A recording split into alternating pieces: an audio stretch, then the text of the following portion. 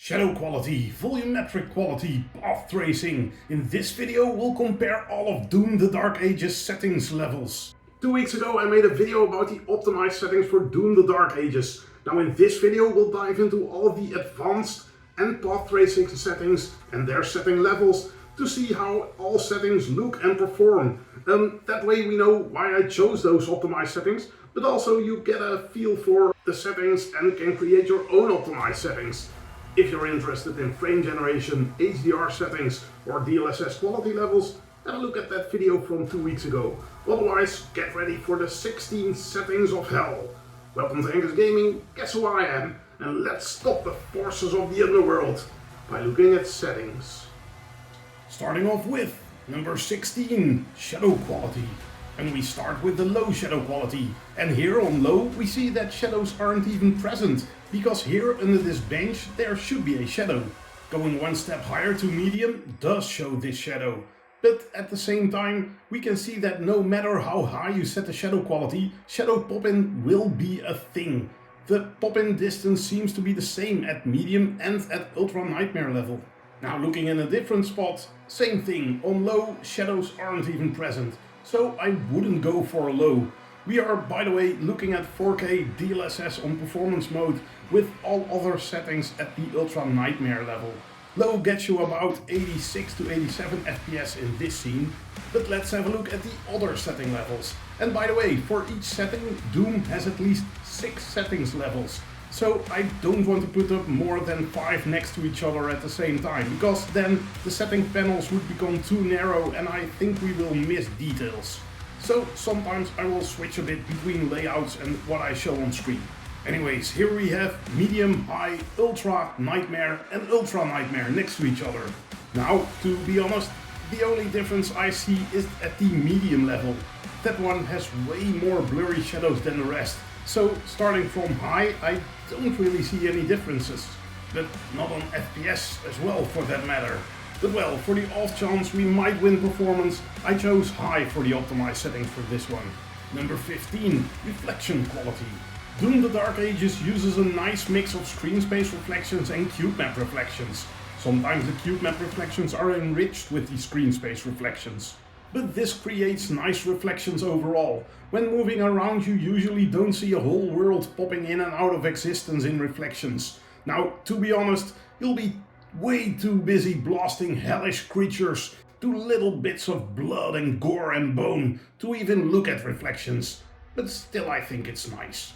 Now if you turn off reflections, you don't have any reflections. Except from that one lamp. That lamp doesn't exist. Why is it here in the reflection? Is this the ghost of a former lamp? Is this the view into the past? Is this puddle an actual gate to hell, where this lamp is banned to, shining in agony for all eternity? Well, perhaps we should focus on the reflections and less on the existence of lamps. On low, the reflection is pretty blurry. Going from off to low reflections cost you about 1 FPS, or not even. Going higher, medium to ultra nightmare, medium performs best with its 90 to 91 FPS, and the others are running a slightly bit worse, I think 89 to 90 FPS. Those reflections look about the same, I would say, but if we look a little bit off to the side at that blue light reflection, we see that lamp again. That's present on all setting levels at least. But looking at the frame in the blue lights, I think medium looks ever so slightly more blurry, but all other settings look the same to me. So let's choose high as the optimized level, although you might even want to get that little bit of FPS win with the medium setting. However, high it is for now. Number 14, lights quality. So at some points I did not see a difference between low settings or the ultra nightmare settings. So in that case I only show you those two, because why would I show all intermediate level settings? Now that's purely a selfish reason, of course. It costs me less time to record when I only need to record 2 setting levels instead of 6. Light quality here is such a setting. I see no difference. However, moving over to the side of this little chapel, looking into the hall of the Sentinel barracks, the low lights quality level looks a bit brighter. Also there seems to be some more yellowish smoke up against the roof. Performance-wise we also see a difference, about 4 FPS. But let's have a look at the other settings levels now. Well, all other levels look about the same. They perform about the same as well. Anyways, again, on the off chance that we might win FPS in other scenarios, let's just go one step higher than low and select the medium level for the lights quality. Number 13, particle quality. Now here we will have a few settings where I didn't really see any difference between the settings levels. On the left we have the low level and on the right we have Ultra Nightmare. But to me, these both look identical. I don't see any more particles in Ultra Nightmare, particles don't look better or anything, they move the same. And well, performance backs up this claim. The performance between low and Ultra Nightmare is identical as well. Doubting myself, as I often am when I don't see any difference, I thought, let's do another test. So, firing off my massive gun in the Atlan mech.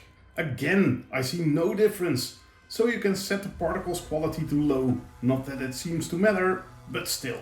I did also have a look at fired shots from enemies or turrets. No difference. Item pickups, which are particles as well, as I found out looking at a different setting. But again, no difference. Number 12, Decal Quality. And what are decals exactly? Okay, so I have no degree in computer graphics. I'm just a gamer like any other, but I have an interest in computer graphics. So yeah, that's it. You figured HEnK is gaming out, one big fraud. But at least I admit it. Now I know decals from racing games. You put decals on your car. Turns out, it's about that. So textures are something you put on objects to make them look nice. Placing a bunch of textures objects together could make things look dull, because you could get repeated textures like a floor or a wall. So there decals can be used. Now looking at this building, all dirt, all the weathering of the materials of the building, the symbols are probably all decals. But I see no difference between low and Ultra Nightmare. There are not more or less decals, the quality seems to be equal, and when looking at some weathering on the ground, I also see no difference. Not in graphics, not in FPS, not in VRAM usage. So again, we're choosing low for the off chance that it might save us something somewhere. And yeah, this was more of a lecture about what a decal is than that we actually have to look at the settings. But oh well, maybe it's a nice new channel name. HEnK is lecturing. Number 11, water quality. No difference, choose low. Now to be honest, this might actually not be the water to have a look at for this setting. Later on in the video we'll have a look at path-traced water reflections, and there I also saw no difference. So this water might actually not be water, but then I don't have a clue what that water in Doom is. So, well, if you at some point think, man, this water looks damn ugly, it might be worth switching the setting. For now, however, low it is. Number 10, Volumetrics Quality. Now I'm very sure that I'm looking at volumetrics here. And there just isn't a difference between low and Ultra Nightmare. So you can put volumetrics to low, won't win you any FPS, but still you know, in the off chance that blah blah blah. Now if you're tired of settings that don't make a difference, leave a like to this video. And if you're not tired of that, but you just like the video, leave a like as well. And then quickly on to a setting that does make a difference. Number 9, texture filtering quality. Finally I see a difference. Low looks way more blurry than Ultra Nightmare. Performs about 1 FPS better. How many FPS have we won already with the optimized settings? 2? Looking at medium up to Ultra Nightmare settings next to each other, I do see a very slight increase in sharpness on the carpet. I think with each step the sharpness just slightly improves. Quick zoom in to see that. See? Well, since I think this setting actually improves something and doesn't cost that much or nothing, let's just go with the Ultra Nightmare for this one. So then we are back at 1 FPS improvement with the optimized settings. Oh well, can't win them all. Number 8, Geometric Quality. So when I jumped off this cliff on the low setting level and walked a bit further, I saw all kinds of stuff switching in detail levels on the cliff in the background, and I thought, ha! Nailed this setting. But well, you can see the side by side. On Ultra Nightmare these switches happen as well. Probably we're just looking at those shadows popping in and out of existence as we noticed in the beginning of this video, or it's some kind of overall level of detail.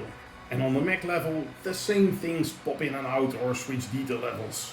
But here, that guard tower on low actually looks worse than on Ultra Nightmare. Now I found this only to be the case on the low setting level, so let's not go for low, but let's go for medium. But at the same time, let's be honest, running around shooting demons as if their deaths depend on it, you won't really notice fine details like this, I think. But well, we'll go with medium. Number 7, shading quality. So to quote the setting info text, this affects rendering features such as parallax occlusion. Now parallax occlusion mapping is having some kind of height map in the texture, so the texture can have depth. Was that HEnK is lecturing again? So what better to look at than at cobblestones? And well, I found this one a bit harder to show, because you only see it best when moving around, I think. On the low setting, the cobblestones are just a flat texture. You can see it on some shading on the side of the cobblestones. On low you see the shaded side of the stone even when standing on the other side, so you wouldn't be able to see the shaded side. That's because it's a flat texture. Now on Ultra you don't see that shaded side, because you can't see it. It is height, and therefore you don't see it. And now putting these setting levels side by side, I think the effect is still present on medium. Stones don't look flat. They might not have the depth they have on the Ultra Nightmare setting, but they look okay. Medium does have the best FPS, I think, running around 86 FPS, where all the other settings are mostly around 81, but well, sometimes they peak a little bit higher. But never 86 FPS. Quickly checking if we should go for medium or high then, and well, I think medium still does the job well enough. And again, you're running around, having the demons as your main attention, so as long as there's a little bit of depth here, I don't think you will notice this setting being on the lower side. Number 6, Directional Occlusion. And this one is clearly visible.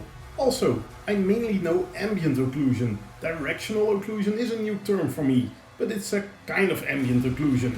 Directional occlusion is a more advanced form, I think, keeping track of the direction light shines in order to give a more correct shadow, or shading. Well, certainly when turning off ambient directional occlusion, the chain is lacking a certain depth and it feels a bit floaty. It's not really laying there. Also, if you look in the top right corner, that chair seems a bit less grounded as well.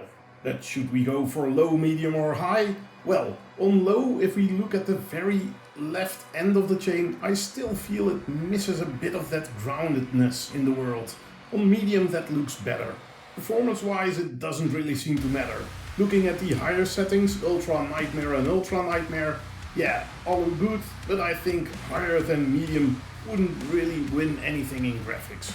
Then just showing you low and medium next to each other, this way we see a bit more of the scene and there you clearly see more of that shading or shadow on the left part of the chain. So yeah, medium it is for directional occlusion.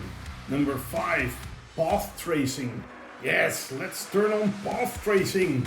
I always really love path tracing or ray tracing in games. The lighting always just gets that bit more realistic. Often if you just look quickly at a scene you could think path or ray tracing isn't worth the performance hit. But when moving around in the world, it often just makes everything look that bit more realistic and more beautiful. Add in ray traced reflections on glass or water, or ray traced shadows, and it all adds more realism. So yeah, I'm glad to see path tracing in Doom as well. But it'll cost you. And by the way, to not have recording issues or VRAM limits while recording with path tracing on, I had to turn back the resolution a little bit. All footage you'll see from here with path tracing on is recorded at 3200 by 1800, so we're not in 4K territory anymore. Now then, looking at the floor here without path tracing. Just the floor, not looking bad or anything, but nothing noteworthy. But then, with path tracing, you get nice subtle reflections of the light from the doorways. The floor isn't overly polished, but now it's a marble floor all of a sudden, where without path tracing it's just a stone floor. Things like these, I really like it. And by the way, check the gun as well. Without path tracing, it always looks the same. With path tracing enabled, it suddenly reflects a bit of light, looking like nicely brushed metal. We are also going from around 100 FPS to around 50 FPS. So upgrading your stone floor to a marble floor costs you 50% in FPS. Yeah, you want marble, it's gonna cost you. Even that is more realistic. Number 4, Denoiser. For path tracing, you can choose your Denoiser. Now, I have an Nvidia card, a 4070 Ti in case you hadn't noticed, but I'm not entirely sure what your options are if you have an AMD or an Intel card here. However, if you can, use the DLSS Ray Reconstruction Denoiser. It just runs a little bit better and it updates the reflections more quickly, making it looking better overall. Number 3, Ray Traced Shadows. You can choose all lights, sunlight or off. I just compared all lights off and path tracing turned off completely here. So again, it becomes clear how much FPS path tracing will cost you.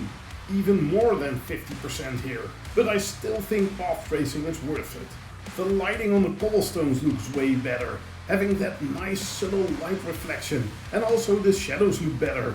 Sharper at the feet of the sentinels and less sharp around their shoulders. I would argue this looks even more realistic than real life shadows. That's how good it looks. And by the way, it's not the shadow setting doing, but their backs are lit now by reflected light with path tracing enabled. So you could keep path tracing enabled and disable the ray traced shadows for a little bit of a win in FPS. But well, if you're going for path tracing, might as well have all path tracing options enabled if you ask me. So I would just leave this setting to all lights. Number 2, Ray Traced Transparency. So this setting states that it shows reflections of particles. So it was here that I found out that ammo pickups are particles. And yes, I checked the difference between low and ultra nightmare particles quickly after learning these are particles. No difference. Anyways, on the left again, path tracing is completely disabled. In the middle we have ray traced transparency setting to disabled, and on the right it is enabled. And then again, I would say leave it enabled. You're enabling path tracing for the better looking game and having a consistent reflections and such. If you then all of a sudden see particles without them being reflected in puddles, water or whatever, I think you don't want that.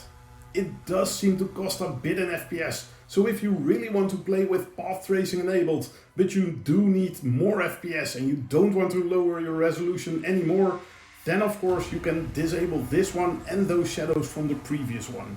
And by the way, can we also take a little moment to admire that light coming from the door and being cast on the metal floor? Yes, I do love path tracing. And the final one, number 1, path traced water reflections. Now we end on a bit of a sad note. I don't know where to look for this setting. Maybe I'm not far enough into the game? These reflections look exactly the same if you ask me. On the left we have the PT water reflections disabled, on the right they're enabled. No difference whatsoever. And then I thought, well, I've seen water where the water quality did not matter at all. Let's have a look there. But also here, I see no difference at all.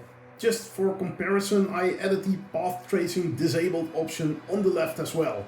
And between all the three, I see no real difference. Yeah, the no path tracing setting has slightly more white looking light reflections on the water, but well, other than that, no difference. And with that, we come to the end of all setting comparisons. Now, if you are going to play this game against other people, go for the highest FPS and the lowest latency. Leave path tracing disabled to get the competitive edge, I would say. Now, honestly, I made optimized settings, but I thought playing at low preset, the game still looks pretty good, so consider that. Just remember to turn those shadow settings to medium to at least have those. But well, if you're more of a single player kind of guy like me and you like path tracing, turn it on. Just lower your resolution a little bit. The overall image might be slightly blurry, but you get a real nice boost in visual effects, I think. You can also consider turning on frame generation. Now, your base latency needs to be decent of course, but if you're getting around 50 FPS with path tracing enabled, without frame gen enabled, and you find that playable, Enabling FrameGen might just get you that solid 60 FPS while still being responsive enough and have a great experience. Anyways, you have options. But that wraps up this video. Thank you for watching and please subscribe to the channel. Now if you want me to have a look at a certain game, let me know in the comments down below. Also, if you know where that water is those settings apply to in Doom, let me know as well. Doom is in Game Pass. If you don't have Game Pass and you want to buy Doom, I have an affiliate link down below, helps me out. Now if you want to know more about the HDR settings in the game, how different DLSS quality levels look, or you want to know how FrameGeneration holds up, check my previous video. I'll see you on that one, or on the next one. Houdoe!